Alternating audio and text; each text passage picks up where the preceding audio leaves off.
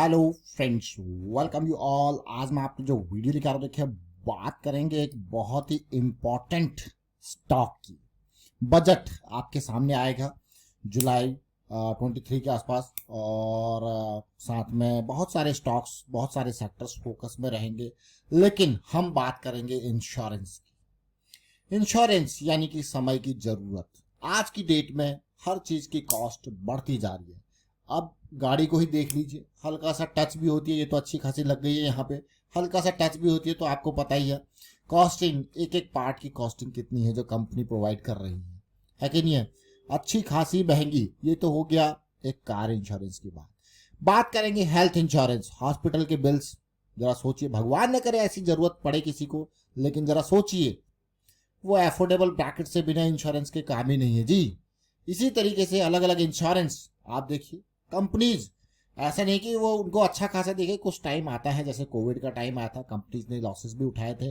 और लॉसेस मैं कहूँगा नहीं कि लॉसेस वन टाइम, वो लॉस इतने बड़े लॉसेस नहीं थे, बट प्रीमियम जमा होता रहता है और कंपनीज कमा रही है। इंश्योरेंस कंपनी, ढेर सारी कंपनीज अलग अलग इंश्योरेंस सेक्टर पे है। लेकिन आज एक ऐसे बजट पे फोकस इंश्योरेंस कंपनी जो कि मोमेंटम पकड़ चुकी है, बट कुछ छुपी हुई बातें समझने की कोशिश करेंगे। और आगे बढ़ने से पहले मैं आपको बता दूं, अगर आपने अब तक चैनल को सब्सक्राइब नहीं किया तो जल्दी से सब्सक्राइब कर ले, बेल आइकन को प्रेस कर ले, जिससे आपको नोटिफिकेशन आती रहेगी। और प्राइस एक्शन बहुत इंपॉर्टेंट है। प्राइस एक्शन को सीखिए, समझिए, प्रैक्टिस जरूर कीजिए। जब भी आपको टाइम मिलता है प्राइस एक्शन को प्रैक्टिस कीजिए। मैं आपको बार बार यही कहता हूँ, रिस्क मैनेजमेंट, प्रोबेबिलिटी, मोमेंटम, इनकी टर्म्स में आगे बढ़ना है। टिप्स या रिकमेंडेशन से दूरी बना लीजिए और लर्निंग से नजदीकी, लर्निंग के ऊपर जाइए। रिस्क मैनेजमेंट को समझने की कोशिश करिए अगर लॉन्ग टर्म में मार्केट में बने रहना है। तो चलिए अब हम बात करेंगे। यहाँ पे देखिए प्राइस एक्शन की सीरीज को 2 पॉइंट सिस्टम को आप देख सकते हो, समझते हो। M60 करेक्शन यानी कि मोमेंटम के बाद की करेक्शन, इसको समझना बहुत जरूरी है। आज जिस स्टॉक की चर्चा करने वाले हैं उसका जरा रिवेन्यू देखिए, जरा प्रॉफिटेबिलिटी देखिए। ऐसे स्टॉक्स देखिए, जैसे मैंने आपको कहा कोविड के टाइम पे झटका जरूर लगा था, जरा देखिए। लेकिन अगर इस स्टॉक को देखोगे, नाम है new India assurance company limited. ये 50,000 करोड़ के मार्केट कैपिटलाइजेशन वाली सरकारी कंपनी है। उधार बिल्कुल जीरो, क्योंकि सारा पैसा प्रीमियम से आए जा रहा है और प्रीमियम तो आपने देख लिया। लेकिन इस कंपनी की जरा हिस्सेदारी देखिए। सरकार में इसका आईपीओ आया था कुछ टाइम पहले, सरकार ने 15% तो माल जो है बाहर दे दिया, लेकिन बाहर नहीं दिया है। आपको ऐसा लग रहा है ये तो 85% जो है वही गवर्नमेंट के पास है।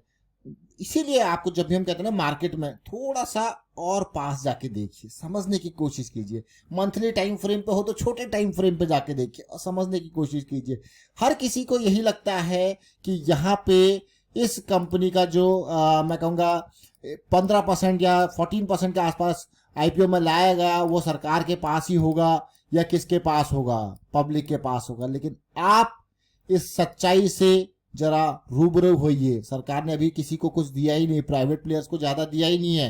वो मैं कैसे कह रहा हूं, अगर आप म्यूचुअल फंड्स को देखोगे तो क्या ही है म्यूचुअल के फंड्स, कुछ नहीं है म्यूचुअल फंड्स के पास।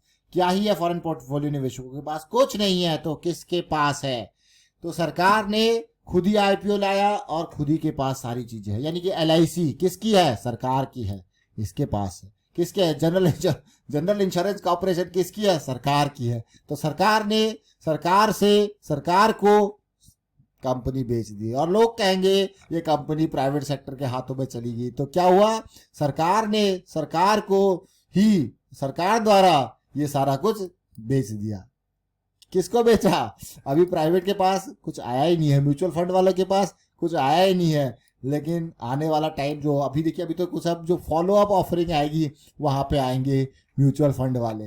वो इतना रेवेन्यू प्रॉफिट देख के वो इसके पास आएंगे। इंश्योरेंस, ये सरकारी कंपनियां जो प्रॉफिट छाप रही हैं, बहुत इंपॉर्टेंट। लेकिन हम स्टॉक को क्यों लेके आए, ये बहुत इंपॉर्टेंट चीज मैं आपके सामने शेयर करने की कोशिश कर रहा था। और आप समझ जरूर गए होंगे, सरकार द्वारा, वो पढ़ते थे ना पहले जब हम व्याकरण पढ़ते थे, है ना, कर्ता ने कर्म को क्रिया से, है ना, के द्वारा, वो वाली चीज यहाँ पे हो गई पूरी। सर की सब गवर्नमेंट बहुत तेज हो चुकी है। जरा सोचिए, गवर्नमेंट को पैसा लेना आ गया है। अब ITR तो भरोगे ही, है ना, हर तरीके से पैसा, बिल्कुल मीठी मीठी बातें करके सरकार पैसा ले रही है। जनता से तो ले ही रही है, लेकिन इस तरीके से मार्केट से भी दबा के पैसा ले रही है। जरा सोचिए कहाँ पहुंच चुके हैं सरकारी स्टॉक।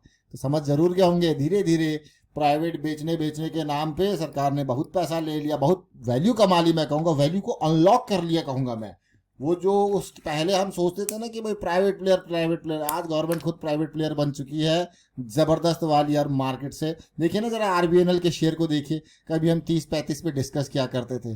जरा और रेलवे स्टॉक्स को देखिए, कोई भी सरकारी स्टॉक को देखिए, पीएसयू बैंक्स को जिनको गाली दिया करते थे आज कहाँ पे हैं, है कि नहीं है। तो सरकार ने क्या किया, जबरदस्त। अब कभी आने वाले टाइम पे अगर मार्केट में जबरदस्त गिरावट देखने को मिली, पीएसयू बैंक्स के शेयर जमीन पे आ गए, तो सरकार क्या करेगी, फिर से सरकार द्वारा उनको खरीद लेगी। जरा सोचिए, सरकार ने पैसा कमाने का नया जरिया निकाल दिया है, स्टॉक मार्केट, समझ रहे हो। अब ये देखिए इस स्टॉक को हम क्यों जिक्र कर रहे हैं, सबसे पहले समझेंगे। सरकार द्वारा तो होता रहेगा, लेकिन ये देखिए M60 करेक्शन, वो भी इसमें, यानी कि बजट पास आने वाला है और सरकार के इस सरकारी स्टॉक में बिल्कुल पहला जो मूव था वो यहां से स्टार्ट हुआ, बढ़िया रैली थी।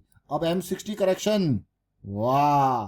तो जरा समझ गए होंगे आप कि बजट, इंश्योरेंस, ये सब चीजें पहले से डिसाइड हो रही है। देखिए बजट, रैली, बढ़िया वॉल्यूम, करेक्शन, वॉल्यूम गायब, बजट, इंश्योरेंस, सरकार द्वारा। देखिए छोटे टाइम फ्रेम पे चलते हैं, वीकली टाइम फ्रेम, मोमेंटम आया, ये बहुत ही बढ़िया साइकिल स्टार्ट होती है 200 एसएमई की। अगर आप मुझे कहो कि ये स्टॉक अपॉर्चुनिटी, देखिए क्या जबरदस्त वाला मूवमेंट, ये 120 से लेके ये जो जोन कितना इंपॉर्टेंट है कि नहीं है। देखिए ऑलमोस्ट 130 से 150 का जोन कहूंगा मैं, जो ये कंसोलिडेशन कुछ महीनों का चला था। और अगर मैं कहूँ ये ज्यादा बढ़िया सिचुएशन, यहाँ पे कहीं पे भी जब हम देखिए इस जोन में एंट्री ले रहे हैं 120 से लेके 130 तक, हमारा स्टॉप लॉस हमें पता है कहाँ पे। उसके बाद देखिए अमेजिंग रैली, अगर मैं इस जोन से मान के चलो आपने एंट्री ली तो 144% की, अब फिर से स्टार्ट हो रही है पॉजिटिविटी।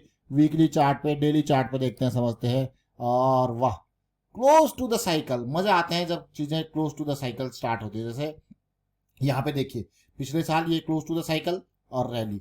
और अगर मैं कहूँ अगर आप साइकिल स्टार्टिंग में आपने यहाँ पे भी एंट्री ली होती तो देखिए पेशेंस जरूर था, 200 ऐसे मैंने सपोर्ट किया, रैली आपको देखने को मिली, फिर से क्लोज टू द साइकिल आया है। देखिए बहुत इंपॉर्टेंट जोन, अभी थोड़ा सा ऊपर गया 10-20 पॉइंट, अदरवाइज ये 240-50 का जोन बहुत इंपॉर्टेंट, जब इलेक्शन के बाद वापसी हुई थी। अभी जो कोई बड़ा मूव आया नहीं है, तो उम्मीद करेंगे न्यू इंडिया एश्योरेंस कंपनी से। और साथ के साथ मैं आपको ये कहूँगा, देखिए एक कैटेगरी के स्टॉक्स जब होते हैं ना, आप और स्टॉक्स इसके पीयर ग्रुप के देख सकते हो, उनसे समझ सकते हो, सीख सकते हो, तो सीखते रहिए। रिस्क मैनेजमेंट बहुत इंपॉर्टेंट है। रिस्क मैनेजमेंट क्यों, देखिए रिस्क को, जैसे मान लो मैं इस स्टॉक को खरीद रहा हूँ 290 पे, ठीक है, मैं 290 इसलिए कह रहा हूँ क्योंकि अभी प्राइस आया नहीं, और मेरा स्टॉप लॉस है मान के चलते हैं 200, बिल्कुल इजीली का यहाँ पे कैलकुलेशन हो जाएगी।